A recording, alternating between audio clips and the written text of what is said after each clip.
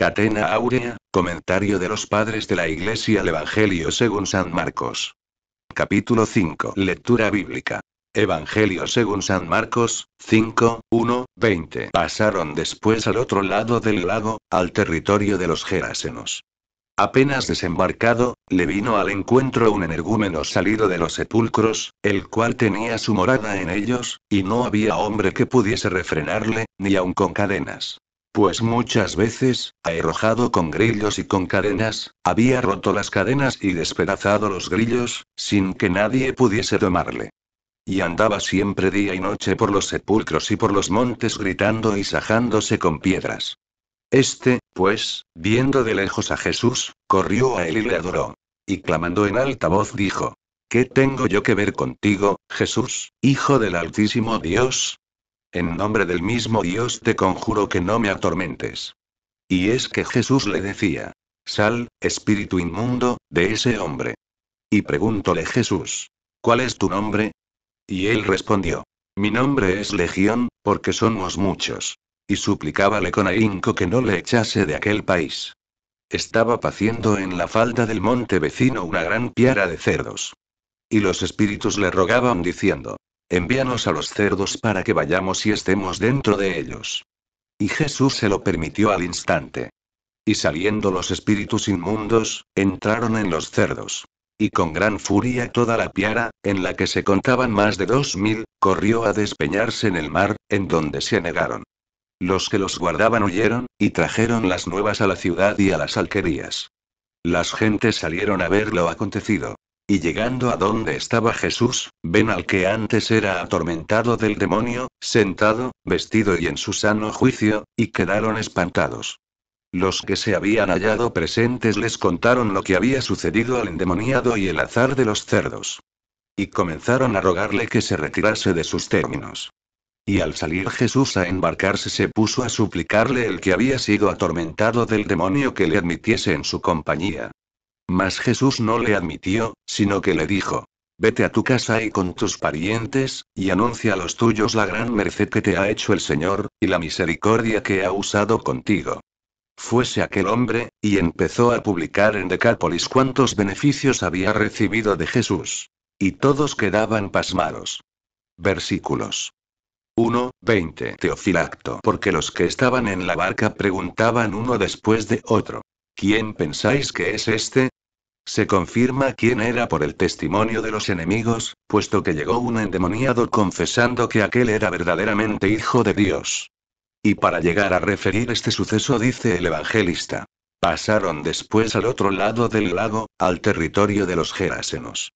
Veda, in Marcum 2, 21. Geraza es una villa notable de Arabia, cerca del monte Galaad, que fue habitada por la tribu de Manasés, no lejos del lago de Tiberíades, en el que fueron precipitados los puercos. Pseudo Crisóstomo, Vic. Ant. Ecat. In Marcum. Sin embargo, los escritos corregidos no dicen Gerasenos ni Gerarenos, sino Gergesenos. Geraza es una villa de Judea, pero no hay allí mar. Geraza es también una villa de Arabia, pero tampoco hay ni mar ni lago próximo a ella. Y es claro que no han podido engañarse así los evangelistas, tan conocedores como eran de Judea, puesto que Gergesa, de donde viene el nombre de Gergesenos, era una villa antigua no lejos de la que ahora se llama Tiberíades, cerca de la cual se encuentra el principal lago de Judea. Apenas desembarcado, prosigue, le vino al encuentro un endemoniado salido de los sepulcros. San Agustín, de Cons. Evan. Lip. 2, Capitán 24. Citando San Mateo a 2, y San Marcos y San Lucas solo a 1, debemos entender que uno de ellos era más notable en el país, y del que más compasión se tenía. San Juan Crisóstomo, Homilia in Mattheum 29. O bien es de creer que San Marcos y San Lucas hablaron del más miserable de los dos, y por lo mismo han sido en esto más difusos que de costumbre. Y no había hombre, continúa, que pudiese refrenarle, ni aun con cadenas. Dijeron, pues, un endemoniado simplemente, no ocupándose del número, para hacer brillar más el poder del que había obrado así, puesto que el que había curado a un hombre semejante podía curar igualmente a otros muchos. Por otra parte, no hay discordancia en esto, porque no dijeron que era uno solo, en cuyo caso solamente se hubiesen puesto en contradicción con San Mateo. O bien, moraban los demonios entre los sepulcros para propagar la falsa creencia de que los espíritus de los que mueren se convierten en demonios. San Gregorio Niceno. La asamblea de los demonios se había preparado para resistir al poder divino. Al aproximarse, pues, a aquel que tiene potestad sobre todo, proclaman su potestad eminente, según estas palabras. Este, pues, viendo de lejos a Jesús, corrió a él y le adoró, y clamando en alta voz dijo: ¿Qué tengo yo que ver contigo, Jesús, Hijo del Altísimo Dios? San Cirilo. Ved al demonio dividido en dos pasiones, la audacia y el temor. Resiste y ruega, y como intentando alguna cuestión, quiere saber qué hay de común entre Jesús y él. Con lo cual viene a decir: ¿por qué me echas de los hombres cuando son míos? Veda cuán grande es, pues, la impiedad de los judíos al decir que es por el príncipe de los demonios por quien echa a los demonios, cuando los demonios mismos confiesan que nada tienen de común con él. San Cirilo, rogando después, añade: te conjuro en nombre del mismo Dios que no me atormentes, pues consideraba tormento el ser echado de aquel hombre, o es que invisiblemente también era atormentado. San Juan Crisóstomo, in mat. Homilía 29. Super venistrante tempus perdere. A pesar de su perversidad, los demonios no pueden ignorar que a causa de sus pecados les espera alguna pena al fin. Y sabían sin ninguna duda que aún no había llegado para ellos el tiempo de la última pena, sobre todo porque les era permitido mezclarse entre los hombres. Pero como los había sorprendido el Señor en tantas maldades, juzgaban que, a causa de lo extremado de sus hechos, no podía tardar el tiempo del último castigo. Este es el motivo de que le supliquen que no los atormente. Veda. Gran tormento es para el demonio el cesar de hacer daño al hombre, y deja tanto más difícilmente de hacerlo, cuanto más tiempo hace que lo posee. Y le decía: sal de ese hombre, espíritu inmundo. San Cirilo. Observemos el invencible poder de Cristo. Castiga a Satanás, para el cual son fuego y llama sus palabras, según el salmista. Derritiéronse como cero los montes a la presencia del Señor. Sal 96,5, esto es, los poderes sublimes y magníficos. Y preguntóle Jesús: ¿cuál es tu nombre? Teofilacto. Le pregunta el Señor, no para saber él, sino para que sepan los demás, la multitud de demonios que había en el poseído. Pseudo Crisóstomo, Vict. Ant. Ecat. In Marcum. Porque si no hubiese dicho el mismo que eran muchos, se hubiera hecho increíble. Quiere, por tanto, que los mismos confiesen que eran muchos. Y él respondió: mi nombre es Legión, porque somos muchos. No dice un número determinado, sino muchos, puesto que importaba poco el número. Veda. Confesada públicamente la plaga que atormentaba al endemoniado, aparece más grande el poder del que lo cura. Y aun los sacerdotes de nuestro tiempo, que por la gracia del exorcismo pueden echar al mal espíritu, suelen decir a los pacientes que solo pueden curar exponiendo por una confesión pública todo lo que en sueño o en vigilia tienen que sufrir de los espíritus inmundos en cuanto a la vista, al oído, al gusto, al tacto u otra parte del cuerpo, o en lo que al alma se refiere. Y suplicábale con ahínco que no le echara de aquel país. Pseudo Crisóstomo, Vict. Ant. Ecat. In Marcum. Luque 8,3. San Lucas dice: en el abismo. El abismo es la separación de este mundo, y los demonios merecen ser arrojados a las tinieblas exteriores preparadas para el diablo y sus ángeles. Cristo, pues, podía hacerlo así, pero les permitió estar en la tierra, para que la ausencia del tentador no privase a los hombres de la corona de la victoria. Teofilacto. Y para que nos hagamos fuertes luchando con ellos. Estaba paciendo en aquel lugar alrededor del monte una gran piara de cerdos. San Agustín, de Consenso Evangelistarum, 2, 24. Que San Marcos diga que la piara estaba alrededor del monte, no se opone a que San Lucas diga que estaba en el monte, porque, como era grande la piara, parte de ella podía estar en el monte y parte cerca de él. Y los espíritus infernales le rogaban diciendo: envíanos a los cerdos, para que vayamos y estemos dentro de ellos. Remigio. Super Mateum. Así, pues, entraron en los puercos, no espontáneamente, sino pidiendo que les fuese concedido, para demostrar que no pueden dañar a los hombres sin el consentimiento divino. Por tanto, no pidieron entrar en los hombres, porque veían que estaban representados por aquel hombre por cuyo poder eran atormentados. Y si no pidieron entrar en otra clase de rebaños fue porque los animales limpios se ofrecían en el templo del Señor, mientras que los puercos, en los que pedían entrar, son los animales más inmundos, y los demonios se deleitaban siempre en todo lo que es inmundo. Y Jesús se lo permitió al instante. Veda. Y se lo permitió en verdad, para dar a los hombres ocasión de salvarse con la muerte de los cerdos. San Juan Crisóstomo, Homilia in Mattheum, homilía 28,3. Queriendo mostrar a todos el furor de los demonios contra los hombres, y que les harían mucho más daño si no se lo impidiese el poder divino, y como no consentía su piedad que esta manifestación se hiciese en los hombres, permitió que entrasen en los cerdos, para que se viera en ellos su fuerza y su furor. Y saliendo, continúa, los espíritus inmundos. Tito Bostrense, sobre Mateo. Huyeron los pastores para no perecer con los cerdos, y de este modo llevaron el terror a los pueblos. Los que los guardaban se huyeron, y por esta pérdida los habitantes del país acuden al Salvador. Con frecuencia llena Dios de beneficios espirituales a aquellos que sufren algún daño en los bienes temporales. Y llegando a donde estaba Jesús, prosigue, ven al que antes era atormentado del demonio, sentado. Es decir, a los pies del que lo había salvado, estaba aquel a quien antes ni las cadenas podían sujetar, y vestido el que andaba desnudo, y en su sano juicio.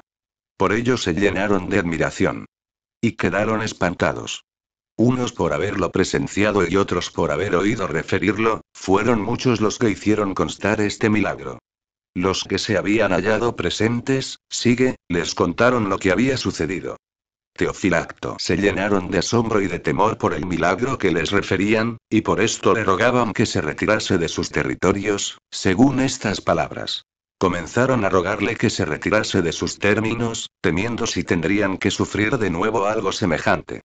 Afligidos, pues, por la pérdida de los cerdos, rechazaron la presencia del Salvador.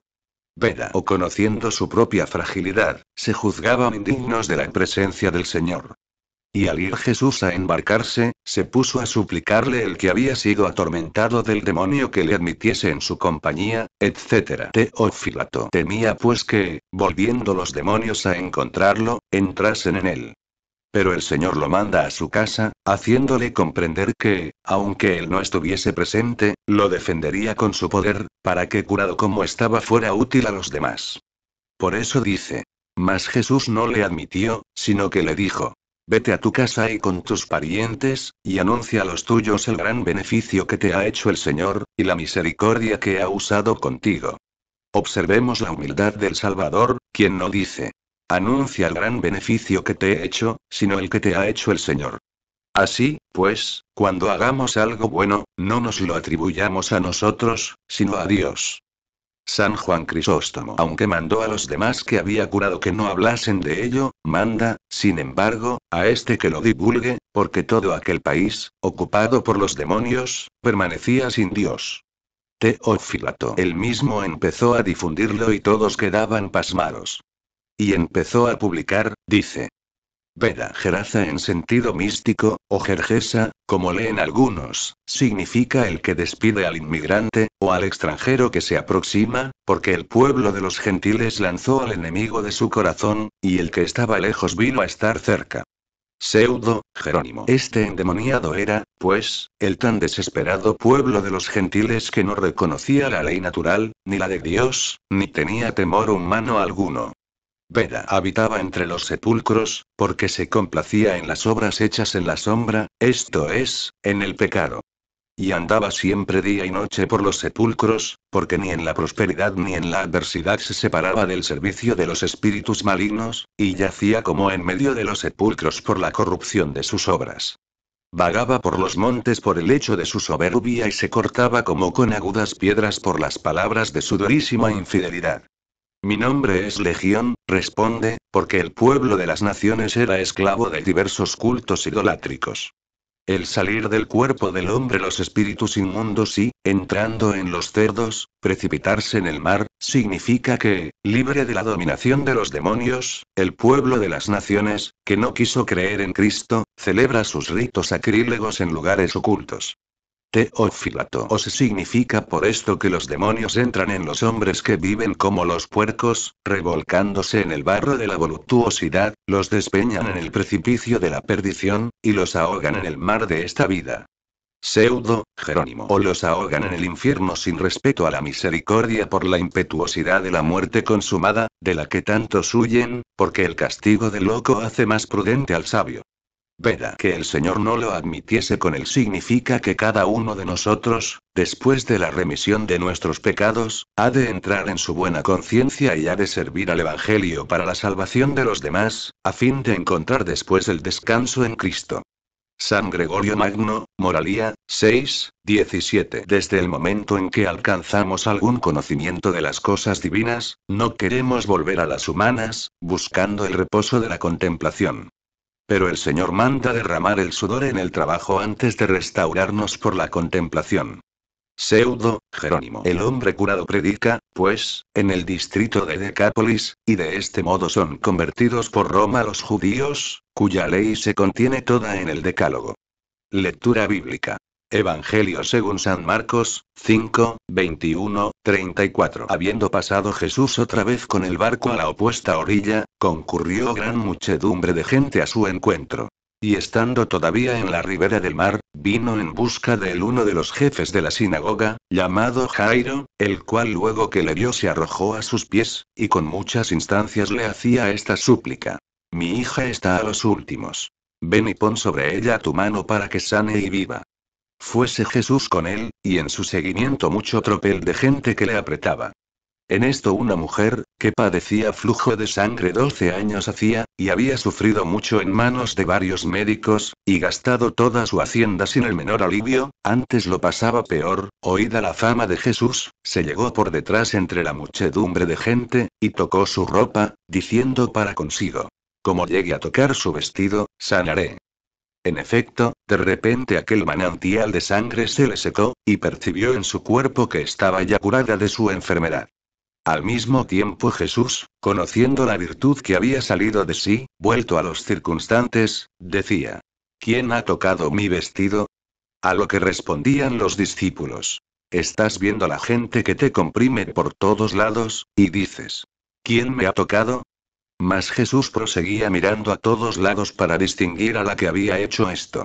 Entonces la mujer, sabiendo lo que había experimentado en sí misma, medrosa y temblando se descubrió. Y postrándose a sus pies, le confesó toda la verdad. Él entonces le dijo: Hija, tu fe te ha curado. Vete en paz, y queda libre de tu mal. Versículos 21, 34. Teófilato. Después del milagro del endemoniado, obró el Señor otro curando a la hija de uno de los jefes de la sinagoga, cuyo milagro cita el evangelista en estos términos. Habiendo pasado Jesús otra vez con el barco a la opuesta orilla, etc. San Agustín, de Consenso Evangelistarum, 2, 28. Es de observar que lo que se dice de la hija del jefe de la sinagoga lo hizo Jesús cuando pasó a la orilla opuesta. Pero no consta si lo hizo enseguida, o si tardó en hacerlo. Es de creer, sin embargo, que me dio algún tiempo, pues de otro modo no hubiera podido celebrarse antes en su casa el convite del que habla San Mateo, y después del cual refiere lo acontecido con la hija de dicho jefe. Así, pues, el evangelista ha tejido su narración de un modo tan ordenado, que lo que ha sucedido después lo refiere después. Vino en busca de él, continúa, uno de los jefes de la sinagoga, llamado Jairo. Pseudo Crisóstomo, Vict. Ant. Ecat. In Marcum cita el nombre a causa de los judíos contemporáneos, para que fuese una prueba del milagro. El cual, sigue, luego que le vio se arrojó a sus pies, y con muchas instancias le hacía esta súplica. Mi hija está en las últimas.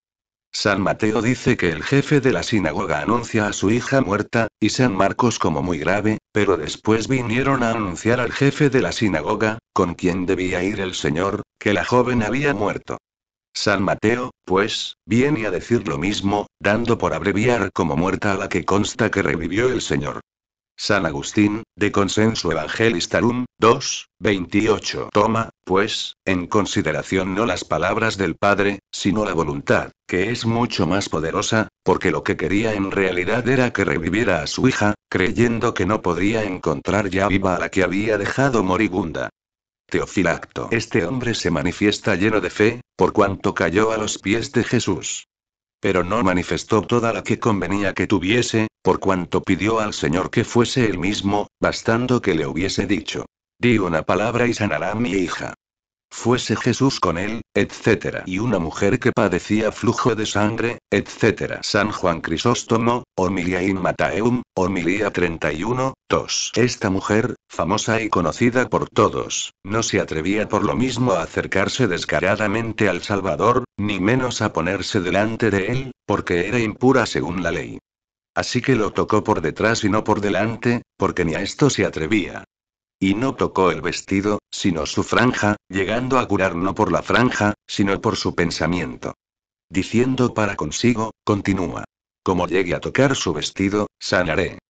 Teofilacto. Esta mujer, que esperaba su curación con solo tocar la franja, estaba ciertamente llena de fe, y la consiguió por ello. Prosigue. De repente aquel manantial de sangre se le secó. Pseudo Crisóstomo, Vict. Ant. Ecat. In Marcum. Aquellos, pues, que tocan por la fe a Cristo, reciben de él sus virtudes con la buena voluntad que viene de él. Al mismo tiempo Jesús, conociendo la virtud que había salido de sí, vuelto a los circundantes decía: ¿quién ha tocado mi vestido? Las virtudes del Salvador no salen del local y materialmente, como si lo abandonaran de algún modo, porque, siendo incorpóreas, cuando salen para comunicarse a otros no abandonan a aquel de quien han salido, como las ciencias que se dan por el Maestro a los discípulos. Dice pues: conociendo la virtud que había salido de sí, para darnos a entender que la mujer recibió la salud, no sin que él lo conociera, sino sabiéndolo. No obstante, preguntaba: ¿quién ha tocado mi vestido? Para que se manifieste aquella mujer, se divulgue su fe, y no se pierda en el olvido el beneficio de aquel milagro. A lo que respondían los discípulos: ¿estás viendo la gente que te comprime por todos lados, y dices quién me ha tocado? El Señor había preguntado: ¿quién me ha tocado? Es decir, por la fe y el pensamiento, puesto que, no aproximándose a mí por el pensamiento y la fe, no me tocan las gentes que me oprimen. Mas Jesús proseguía mirando a todos lados para distinguir la persona que había hecho esto. Teofilacto. Quería el Señor poner de manifiesto a esta mujer, primeramente para probar su fe, después para suscitar en el jefe de la sinagoga la confianza, con la cual curaría su hija y, por último, para disipar el temor de la mujer, que temía porque había robado la salud. Por esto dice: entonces la mujer, sabiendo, etc. Veda, in Marcum, 2, 22. He aquí a lo que la pregunta del Señor tendía a que confesase la mujer su larga infidelidad, su repentina fe y su cura, con lo que ella misma se confirmaba en la fe y daba ejemplo a los demás. Él entonces le dijo: hija, tu fe te ha salvado. Vete en paz, y queda libre de tu mal. No dijo, pues, tu fe te salvará, sino te ha salvado, que es como si dijese: desde que creíste fuiste curada. San Juan Crisóstomo, Vict. Ant. Ecat. In Marcum. Llama hija a la salvada por la fe, porque la fe en Cristo nos hace hijos de Dios. Teofilacto le dijo: vete en paz, es decir, reposa, o anda y vive tranquila, porque hasta ahora has estado en angustia y tormento. San Juan Crisóstomo, Homilia in Mataeum, 31. O le dice: vete en paz, mandándola al fin de los buenos, pues Dios mora en la paz, para hacernos ver que no solo la curó en cuanto al cuerpo, sino también en la causa de su mal, es decir, en sus pecados. San Jerónimo. En sentido místico, Jairo, jefe de la sinagoga, vino después de lo referido, porque, cuando entre la plenitud de las naciones, entonces será salvo todo Israel. RM 11, 25. Jairo quiere decir el que ilumina o el iluminado, es decir, el pueblo judío, depuesta la sombra del sentido literal, ilustrado e iluminado en el espíritu, cayendo a los pies de Cristo, esto es, humillándose ante la encarnación de Jesús, ruega por su hija, porque el que vive para sí hace vivir a los demás. Así Abraham, y Moisés y Samuel, ruegan por el pueblo muerto y Jesús acoge sus ruegos. Veda, in Marcum, 2:22. Yendo el Señor a curar a la joven se ve oprimido por la muchedumbre, porque dando consejos saludables a la gente de Judea, pesa sobre él el pecado de los pueblos carnales. La mujer vertiendo sangre y curada por el Señor es la iglesia formada por la congregación de las gentes, y el flujo de sangre debe entenderse como los pecados de idolatría indignos de perdón y de los que son deleite de la carne y de la sangre. Pero mientras el Verbo de Dios quiere salvar a Judea, la muchedumbre de las naciones se procura, con esperanza cierta, de la salud preparada y prometida a otros. Teofilacto. Por esta mujer se debe entender la naturaleza humana, de la que emana el pecado que nos mata, porque viene, por decirlo así, a derramar la sangre de su espíritu. No pudo ser curada por los hombres de ciencia del mundo, esto es, por los médicos, ni por la ley, ni por los profetas. Pero lo fue inmediatamente cuando tocó la franja de Cristo, es decir, su carne. El que cree en el Hijo de Dios encarnado es el que toca la franja de sus vestidos.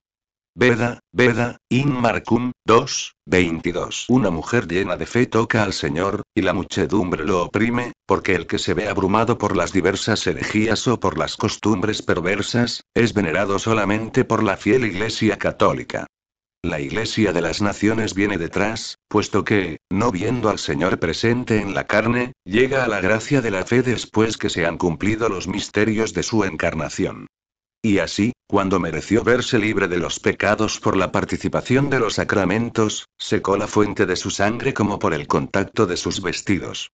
Y el Señor miraba en torno suyo para ver a la que lo había tocado, porque juzga dignos de su mirada y de su misericordia a todos los que merecen la salvación. Lectura bíblica. Evangelio según San Marcos, 5:35-43. Estando aún hablando, llegaron de casa del jefe de la sinagoga a decirle a este: Murió ya tu hija. ¿Para qué cansar en vano al maestro? Mas Jesús, oyendo lo que decían, dijo al jefe de la sinagoga: No temas, ten fe solamente. Y no permitió que le siguiese ninguno, fuera de Pedro, y Santiago y Juan, el hermano de Santiago. Llegados que fueron a casa del jefe de la sinagoga, ve la confusión y los grandes lloros y alaridos de aquella gente. Y entrando dentro les dice: ¿De qué os afligís tanto y lloráis? La muchacha no está muerta, sino dormida. Y se burlaban de él. Pero Jesús, haciéndoles salir a todos fuera, tomó consigo al padre y a la madre de la muchacha, y a los que estaban con él, y entró a donde la muchacha estaba echada. Y tomándola de la mano le dice: Talita cumi. Es decir, muchacha, levántate, yo te lo mando. Inmediatamente se puso en pie la muchacha, y echó a andar, pues tenía ya 12 años. Con lo que quedaron poseídos del mayor asombro. Pero Jesús les mandó muy estrechamente que nadie lo supiese. Y dijo que diesen de comer a la muchacha. Versículos 35-43. Teofilacto. Los que estaban con el jefe de la sinagoga creían que Cristo era uno de los profetas, y por ello juzgaban necesario que fuese a orar por la muchacha. Pero habiendo expirado ésta, comprendieron que no era tiempo ya de orar. Y por esto dice el evangelista: estando aún hablando, llegaron de casa del jefe de la sinagoga a decirle a este: Murió ya tu hija. ¿Para qué cansar más al maestro? Pero el Señor indujo al padre a confesar su fe. Mas Jesús, oyendo lo que decían, dijo al jefe de la sinagoga: No temas. Ten fe solamente. San Agustín, de Consenso Evangelistarum, 2:28. No se dice que diera su asentimiento a los que llegaron con la noticia y se oponían a que fuera ya el maestro.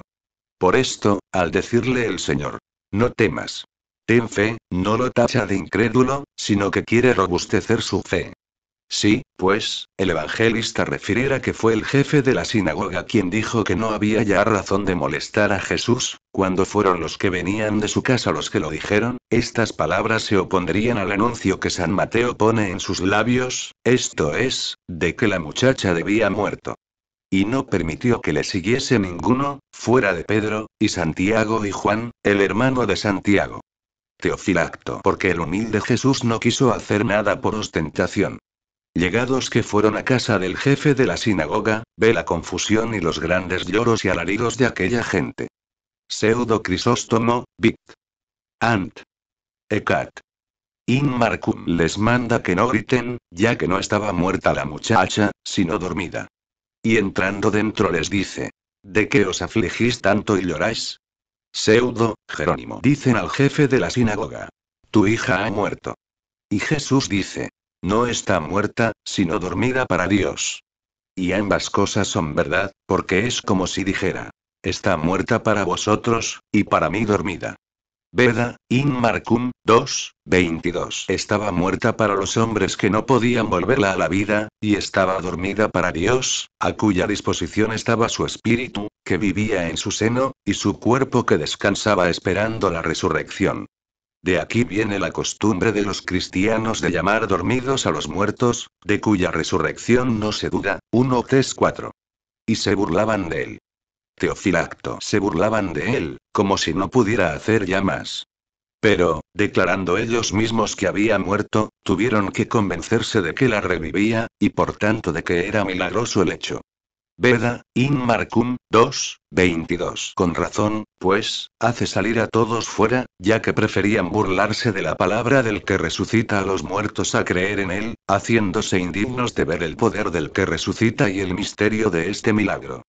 Pero Jesús, continúa, haciéndolos salir a todos, etc. San Juan Crisóstomo. O es por no hacer ostentación de ello por lo que no permite que estén todos con él. Pero para tener después testigos de su divino poder, eligió a 3 de sus principales discípulos y, como más necesarios que los demás, al padre y a la madre de la muchacha. Sin embargo, da la vida a esta con su mano y su palabra. Y tomándola de la mano le dice: Talita Kumi, que debe interpretarse como: Muchacha, levántate, yo te lo mando. La mano vivificadora de Jesús da vida al cuerpo de los muertos, y su voz los levanta. Inmediatamente, prosigue, se puso en pie la muchacha, y echó a andar. San Jerónimo. Alguno acusa al evangelista de no ser fiel en la exposición de este hecho por añadir: Yo te lo mando, cuando Talita Kumi en hebreo significa solo: Muchacha, levántate. Pero es para expresar el sentido de esta llamada y de esta orden por lo que añade: Yo te lo mando, levántate. Pues tenía ya 12 años, continúa. Glosa. El evangelista añade la edad de la muchacha para hacer ver que podía andar.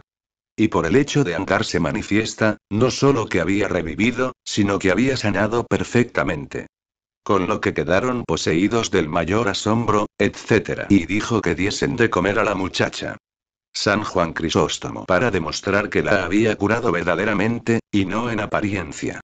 Veda, in Marcum 2:22. En sentido místico, se anuncia la muerte de la hija del jefe de la sinagoga inmediatamente después de la cura de la mujer que padecía flujo de sangre, porque mientras la iglesia de los gentiles, limpia de la mancha de los vicios, merece ser llamada hija por su fe, la sinagoga queda libre de la continua aflicción de su traición, y a la vez de su envidia.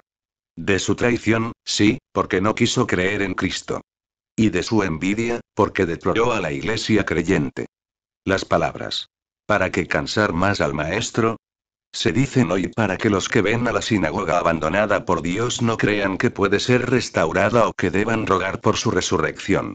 Pero si el jefe de la sinagoga, es decir, el consejo de los doctores de la ley quisiera creer en él, la sinagoga sería salvada. Porque, habiendo perdido por su infidelidad la alegría de la compañía del Señor, yace como muerta entre los que lloran y se lamentan. Tomando, pues, de la mano a la muchacha, la resucitó el Señor.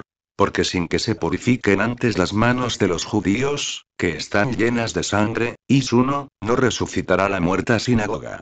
En la cura del flujo de sangre de la mujer y en la resurrección de la muchacha se manifiesta la salvación del género humano, que ha sido dispensada por el Señor de este modo. Viniendo primero a la fe algunos de Israel, después la plenitud de las naciones, y así todo Israel será salvado. Rm 11. Tenía 12 años la muchacha y hacía también 12 años que padecía la mujer, porque los pecados de los que no creían tuvieron lugar al principio de la fe de los creyentes. Por esto se dice: creyó Abraham a Dios, y su fe reputósele por justicia. Gen 15.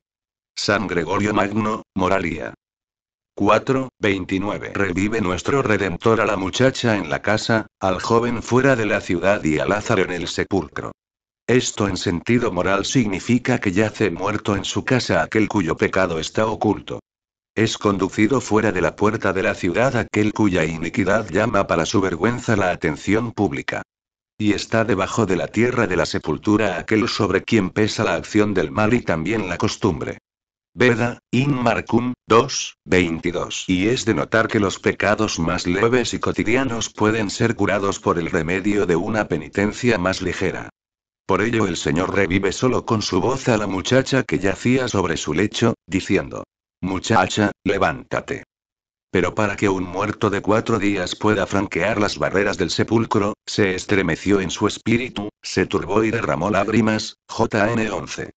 Por tanto, cuanto más grave sea la muerte del espíritu, tanto más áspera y fervorosa debe ser la penitencia. Es de notar también que una culpa pública necesita un remedio igualmente público. Y así Lázaro, llamado del sepulcro, llamó la atención del pueblo. En cambio, los pecados leves piden penitencia secreta.